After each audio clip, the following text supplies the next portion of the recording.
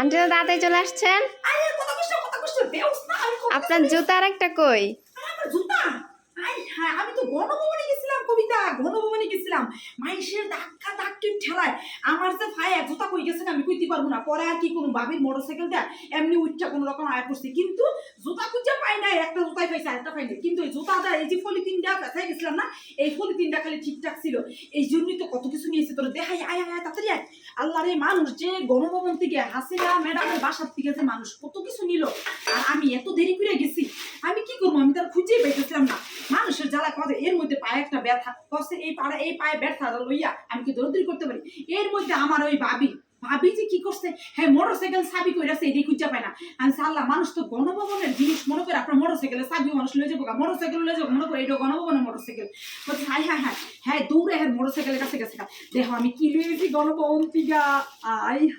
দেখো আমি কি নিয়ে এসেছি আচ্ছা আরো অনেক কিছু নিয়েছি আগে পরে বলি শোনো কাহিনীটা তোমার দাদু সবসময় বলতো না কবিতা মানে আমার শাশুড়ি মা সবসময় শেখ হাসিনা শাড়ি পরে আল্লাহ এত সুন্দর শেখ হাসিনা শাড়ি পরে শেখ হাসিনা লিপস্টিকটা ফাটজানা এত সুন্দর বউ তুমি কি এগুলো খুঁজাবো না আমার শাশুড়ি মা এত প্রশংসা করতো শেখ হাসিনারে সবসময় আল্লাহ মাফ করুক আমার শাশুড়ি মা এখন দুনিয়াতে নাই উনি শেখ হাসিনার শাড়ি খুবই পছন্দ করতো কারণ আমার তো শাড়ি পরতে অনেক পছন্দ আর শেখ হাসিনার লিপস্টিক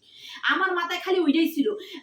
আমার মাথায় খালি এটাই ছিল শেখ হাসিনা যদি একটা শাড়ি আনতে পারি তাইলে আমি বাচ্চা যাবো ঠিক আছে কিন্তু ওরে আল্লাহ একটা শাড়ি যাও কারাকারি কইরা একটা কাতান শাড়ি লইতে পারছে এটা মানে রাজশাহী সিল্ক ছিল ওইরকম শাড়িটা নিচে একটা মেয়ে কইতেছে আপু আমরা তো স্টুডেন্ট প্লিজ আপু দিয়ে দেন আমি আচ্ছা হারে তো বলে কি তো দেশটা স্বাধীন হইলো তোরা যা কষ্ট করছো এই 15 দিন ধরে স্টুডেন্টরা পড়া আমি দিয়ে দিছি ভাবি আমার রাগ করছে তুমি দিলা কেন শাড়িটা আমি সাদা থাক নিয়ে যাও কিন্তু আমি আর কোনো শাড়ি পাইনি কিন্তু মানুষজন মনে দেখতেছিলাম হাঁস মুরগি কবুতর কি ডিপ ফ্রিজ কি যে মানুষজন লয়ে যেতেছে আমার এগুলো নিয়ে কোনো মাথা ব্যথা নাই আমি খালি ভাবলাম আমরা তো গরিব মানুষ এত দামি শোপিস কেমনি কিনবো কোনো রকম এটা শোকেসে বের করে আমি এটা লয়ে বুকলে করে বলেছি আমি খবরদার এটা ধরবেন না আমার এটা নিতে দেয় পরে এটা লয়ে বলেছি পরে ভাবি তো আল্লাহ আর কিছু পান আমি সব পাইছি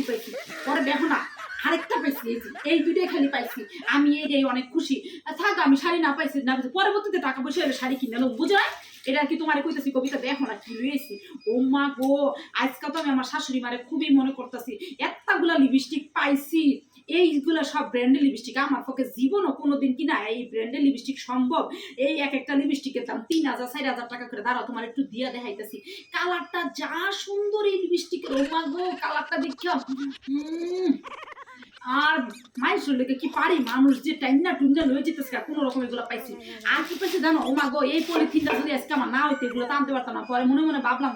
পাটা যে বাইন্দা গেছে এই পলিথিনে এই জন্য এই পলিথিনটা খালি এগুলো নিয়ে আনতে পারলাম না এটা আনতে পারতাম না এই দেবো এরপরে কি আনছি একটা পায়ের মধ্যে লাগছে আমি আল্লাহরে পায়ের মধ্যে কি লাগলো কাঁচ মাছ লাগলো কিনা পরে টাকা দিয়ে এই আংটিটা আমি ওরে পাইছি আহারে এটা মনে শেখ হাসিনা আংটিটা দেখো না আমার খুবই ইচ্ছা ছিল শেখ হাসিনার যদি কোনো গলার মালা পাইতাম ওই যে পুঁতি মালাগুলো বলে আমার পুরো মনে হয় একেবারে এত সুন্দর ওই মালাগুলো যদি পাইতাম ওইটাও পাইলাম না শাড়ি পাইলাম থাক আমার এগুলো নিয়ে আফসোস নাই আমি মেয়ে মানুষ আমি সাজুগুজু করতে পছন্দ করি লিপস্টিক পাইছি হাতের আংটি পাইছি এই দুইটা শোপিস পাইছি এই দুইটা শোপিস বাসার মধ্যে সুন্দর করে সাজা রেখে দেবো যে এই বয়ারি কেউ বাসায় দেখেন আমি গণভবন থেকে কি নিয়ে আসছি শেখ হাসিনা ম্যাডামের বাসার থেকে দেখেন আমাদের ওই যে হাসিনা আপার বাসার থেকে কি নিয়ে এসেছি সবাই দেখেন বুঝছো না ভালো করে ভিডিও করো কাছে ভিডিও করো সবাই দেয় তো না গণভবন থেকে কি নিয়ে এসেছি হাই আর যারা ফান নাই মন খারাপ করেন না কিন্তু আমার বাসায় এসে দেখে যান গণভবন আমি কি পাইছি বুঝছেন না।